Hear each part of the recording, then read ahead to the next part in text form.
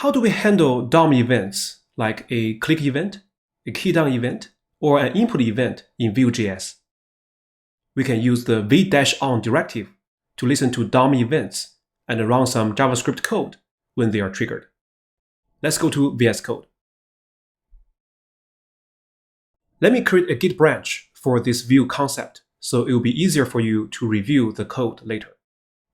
Git branch v-on git switch v-on.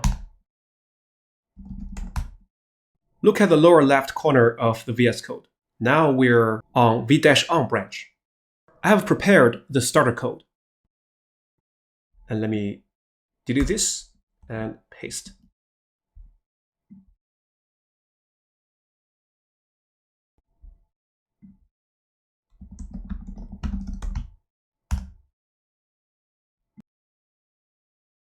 This is what I'm going to implement next. When I click this replace text button, I want to replace this hello v-on with v-on is fun. And here is the syntax. So let's go to button and use v-on colon click.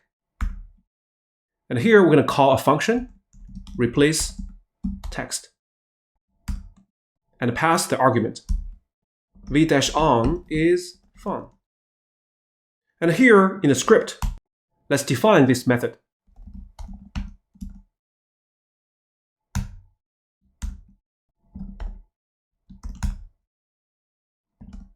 Message, make sure you use dot value because message is a ref import. MSG, that's the new message. So let me click replace text. And now the message is v-on is fun. So let me duplicate this line. Since v-on is used very often, Vue provides a shorthand for v-on. So v-on colon click shortens to @click. Line 4 and line 5, they are equivalent. So from now on, I will use this shorthand. I will no longer use v-on, but you should know that this is really v-on colon. Next, I want to talk about how to get the information of the event that just happened on the page. Because sometimes we do need to access the original DOM event in an event handling function, like a click event or input event, and so on and so forth. Let me show you one example.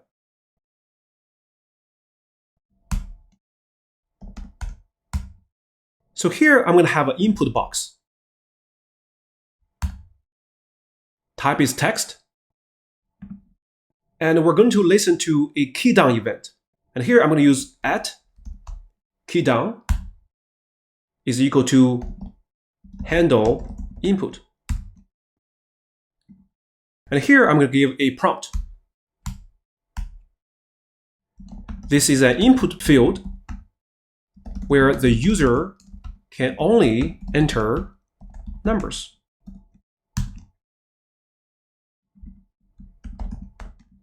All right. For now, you can input anything. I can put 1, 2, 3, no problem. I can also put ABC, like characters, or something like @ %, all kinds of characters. But I want to implement this feature to ignore non-number characters. Let's implement handle input. But before we handle the input, we need to pass this keydown event to this handle input. So handle input can retrieve the key that is pressed in this event and analyze if this key is a number or not number. So how do we pass the event that just occurred to this handler? You can pass it into a method using the special $event variable. This variable represents the event that just happened, in this case, the keydown event. Then let's come down here and define this method.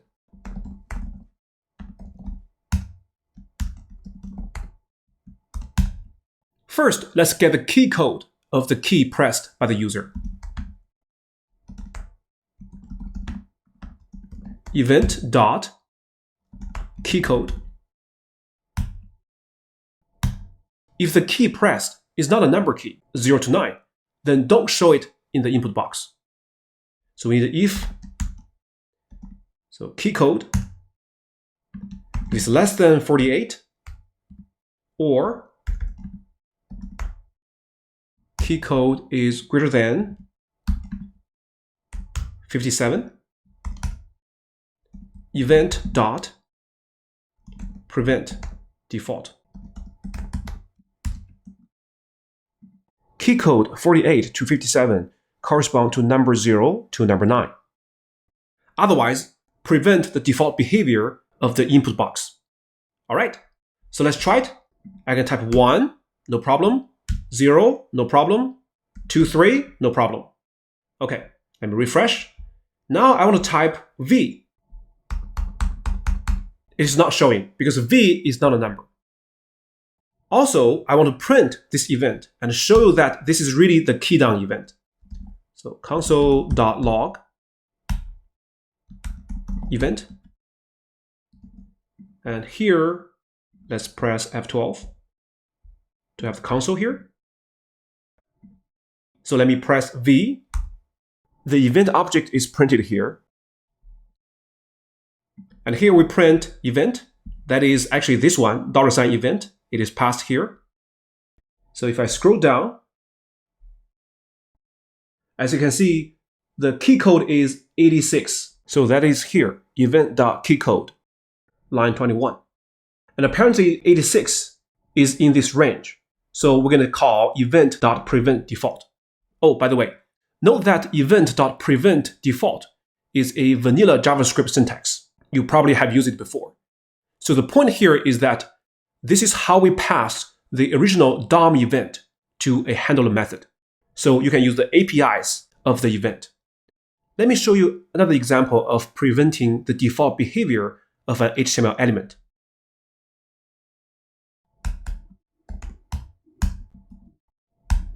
div. And here we have style. Let's make this div visible by giving it a width 100 pixels, and also a height 100 pixels, and a background color aqua. All right. So let me refresh here. Right now, I can left-click this div or right-click this div. As you may know, right-click event is called context menu event. So basically, if I right-click, it shows the context menu. Okay.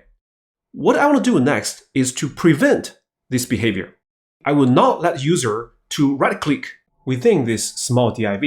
So how do I prevent it? Well, that's simple. So here, we can use v-on at context menu. This is similar to this example. I can call a function, let's say handle right-click or handle context menu event, and pass this event as $event and pass $event to this method. And there I can use event.preventDefault. Very similar to this. It works. But that's very tedious, right? Vue.js provides a shortcut to prevent the default behavior of an event. And that is at event name dot prevent. So now this time, if I refresh, I can left click, no problem. Now I'm going to right click it. Right click, nothing happened. Right click, nothing happened. You probably ask, what is the use case of preventing context menu, right? So usually, here I'm going to write a message. To mark this use case is that usually here we can show a custom context menu instead. All right, so I format it. All right, so in production, replace this console.log with a function that shows the custom context menu. At the same time, prevent the default context menu. All right, so let me refresh. If I right click, as you can see, this one is executed. Show a custom context menu instead. while the original context menu is disabled. There are other use cases of .prevent. For example, to validate user input before submitting a form.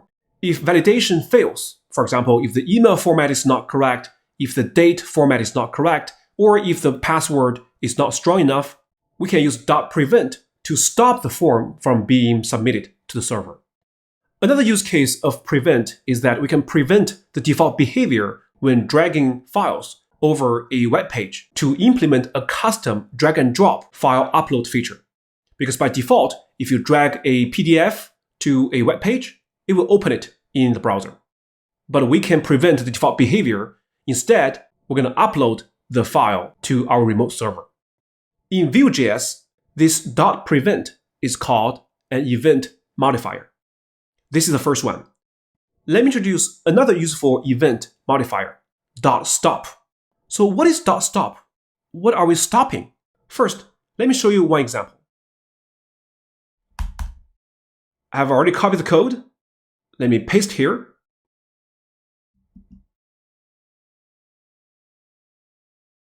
So there is a div with id equal to mouse over, and it's listening to this event, at mouse over. And once this happened, it will call function 1. Inside this div, there is a text area.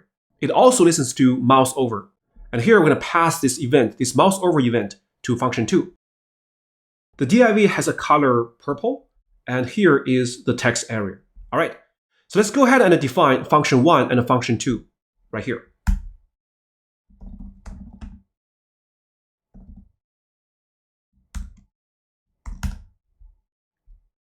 So very simple. Simply just print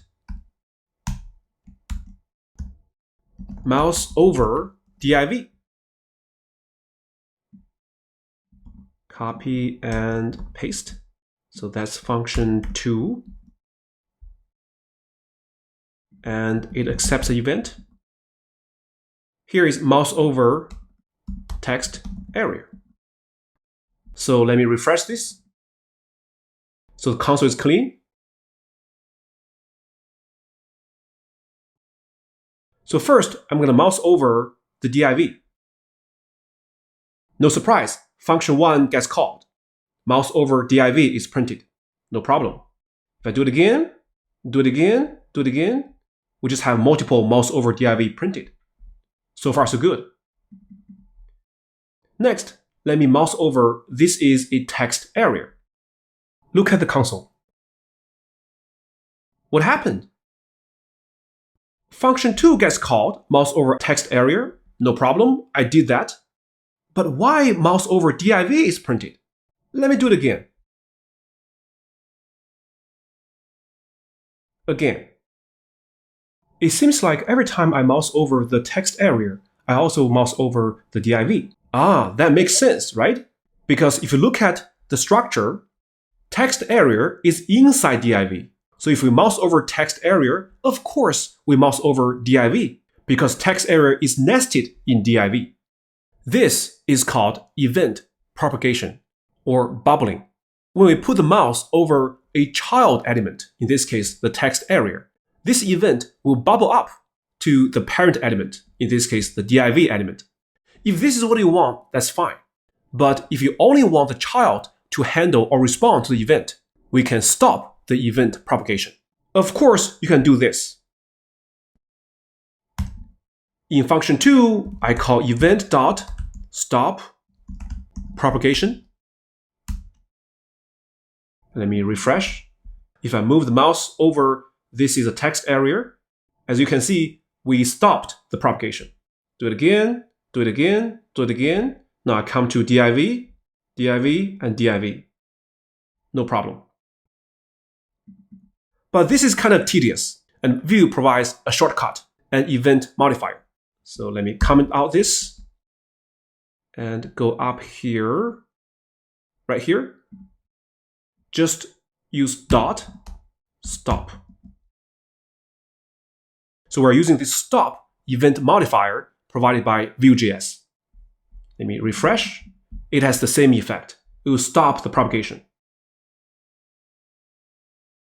You see, only mouse over text area is printed. There are other event modifiers like capture, self, once, passive. I included a link to the documentation. Feel free to take a look. Modifiers can also be chained, like this. In this case, we're stopping propagation and preventing the default behavior of a tag. That is, it is not going to redirect to a different page. Besides event modifiers, Vue.js provides several useful key modifiers. So what are those? Let me show you an example. Let me copy and paste. Okay, it's pretty long, but don't worry, it's very simple. Refresh. Let me comment out this part. So it's in the middle. What I want to implement is press down the Enter key will trigger a console log print. So let me show you the console. Refresh. But right now, pressing any key can trigger this event. Add key down, and this is the response to add key down, right? So for example, if I press 1, 2, 3, all of them would trigger this event, which doesn't make sense. How do I make sure that only pressing the Enter key can trigger this console log print? Vue.js provides key modifiers. So after add key down, we can use dot enter. So that means this console.log will only be executed if this is an enter key down event. Let's test. If I press 1, 2, 3, you can type them, but once I press enter, that triggers this console log. What about the second one, arrow down key? Right here. Can you guess? Dot down.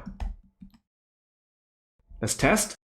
1, 2, 3, nothing happened. Once I press the arrow down key, it triggers this console log. Next, here we have space. Only space key will trigger this console log. Let's test. Space, no problem. And keep going. Press down the B key will trigger the console log. No problem. Dot B. So let's test. 1, 2, 3. And then press B. You press the B key. What about a key combination? Control C. That's the favorite key combination for every developer. We love it. Without it, we cannot survive. That's easy. We can chain them. Dot Control dot C. So let's test. 1, 2, 3. But if I press Control C, it triggers the console log. Vue.js provides aliases for the most commonly used keys. I include a link to all the key modifiers in the description of this video. Take a look. Vue.js also provides some very useful mouse button modifiers, like .left, .right, .middle. These modifiers restrict the handler to events triggered by a specific mouse button. All right, let's apply what we just learned to our Hogwarts shopping cart project. Okay, it's Hogwarts shopping cart time. Actually, we have already used v-on in this project. You have already seen how do we show and hide order details. That is the add click event for this toggle button right here. In this video, let's implement this minus button and this plus button, and also this input change. Okay, first, let's find those 3 elements in this HTML. It's right here. Minus, plus, and here is the input box. All right. Let's work on this minus button. Add, click, and we're going to call a function decrease 1. And we're going to pass the ID of this item to this method. Shopping cart items, and that's the first one, dot ID. Okay. That's this one. We're going to define this method later. Then let's go to plus. It is very similar. Add click Now this time we're going to call increase 1. And the same thing, shopping cart items 0 ID. Now for the input box, this time we're going to listen to at blur. That means when it loses focus, we're going to call change quantity. We're going to pass 2 arguments to it. The first one is shopping cart items 0 dot ID. The second one is the new quantity the user inputs. How do we retrieve that? Well, recall that there's a very special variable called $event. So that is the blur event. It has the current value, the newest value in this input box. And we can retrieve the value from this $event. All right. Next, let's define decrease 1, change quantity, and increase 1. Let's scroll all the way down to here. So first one is function decrease 1. Now remember, this one is accepting an ID. We're going to search this array for an item with the same ID. So shopping cart items dot sum. And here I'm going to pass a lambda expression, item if item.id equal ID, the given ID, item dot quantity will be equal to item dot current quantity minus 1. Okay. And let me copy this, paste here, and change this one to increase 1. The logic is very similar. Instead of minus 1, we plus 1. Next is function change quantity. Recall that it accepts 2 arguments. The first one is ID, and the second one is event. Just like decrease 1 and increase 1, shopping cart items dot sum item. So if item.id is equal to the given ID, we're going to update the quantity of the item to the quantity entered by the user, which is in the event. Event.target. So event.target returns this input box. And we can use .value to get the value inside this input box. Oh, by the way, this .value is different from this .value. They are different things. This .value is a property in the ref info object, and this value is a property in the target element, in this case, the input box. They are different things. They happen to have the same name. Okay, so let me refresh. Let's do a test. Let's click minus. All right, it's working, right? Minus, minus. And here, plus, plus, is working. And here I'm going to change it to, for example, 9. Okay, and click minus. It still works. There are 2 small bugs here. Let me show you. The first one is we can minus, minus, minus, minus. Okay, it goes to minus 1. And we can keep going, right? Well, it doesn't make sense to have a minus number as a quantity. So here we can fix it by adding one more condition in the if here. Before we subtract 1 from the current quantity, let's verify the current quantity. Is not equal to 0. Okay, so refresh, refresh. Minus, minus, minus, that's fine. But if I keep doing this, I cannot minus anymore. So that's the first bug. We fix it. Let me show the second one. So far, so good, right? Minus, plus, minus, plus, plus, plus. Now I'm going to change this one from 7 to, for example, 11. No problem. Now then, if I click plus, what should we get? 12, right? Oh, it's 111. Now it's 1111. What happened? We're not increasing the number. We're appending 1 to the number.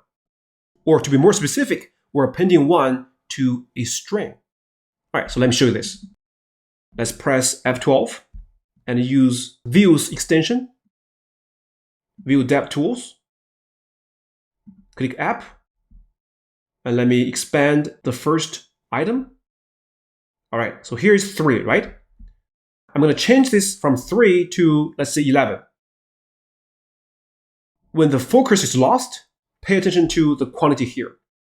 Okay, it's supposed to be 11. Yes, it is 11, but it is 11 in double quotes. And we know what that is. It is a string. That's right.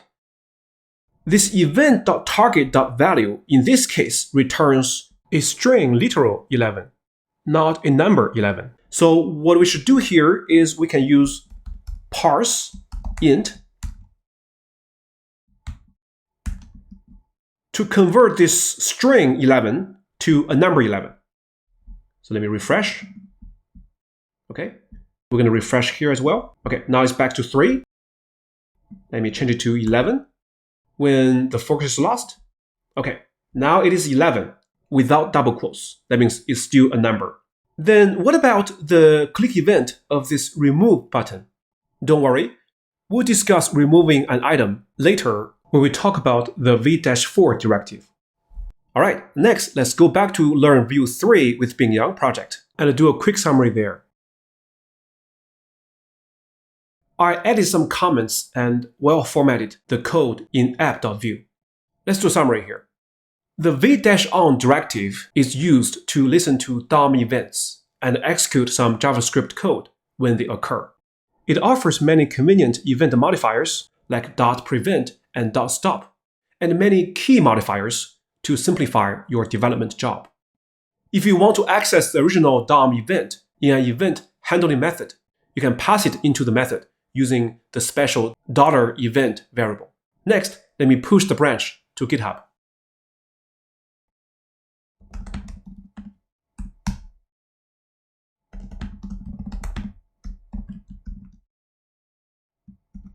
Event handling git push.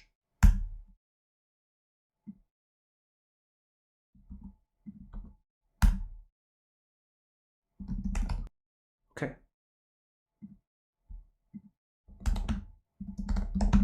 Let's switch back to the main branch. I hope you learned something about handling events in Vue.js. See you in the next video.